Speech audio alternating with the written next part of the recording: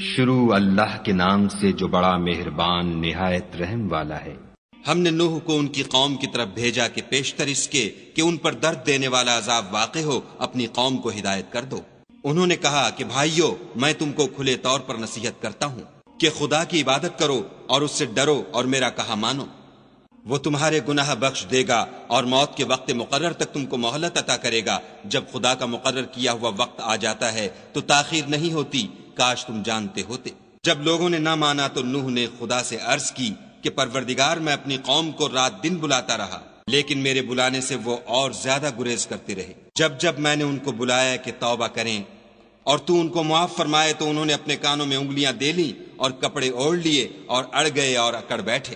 پھر میں ان کو کھلے طور پر بھی بلاتا رہا اور ظاہر اور پوشیدہ ہر طرح سمجھاتا رہا، اور کہا کہ اپنے پروردگار سے معافی مانگو کہ وہ بڑا معاف کرنے والا ہے۔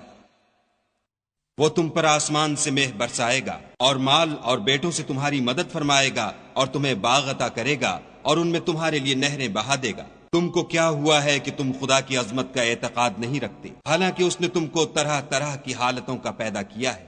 کیا تم نے نہیں دیکھا کہ خدا نے 7 آسمان کیسے اوپر تلے بنائے ہیں، اور چاند کو ان میں زمین کا نور بنایا ہے اور سورج کو چراغ ٹھہرایا ہے؟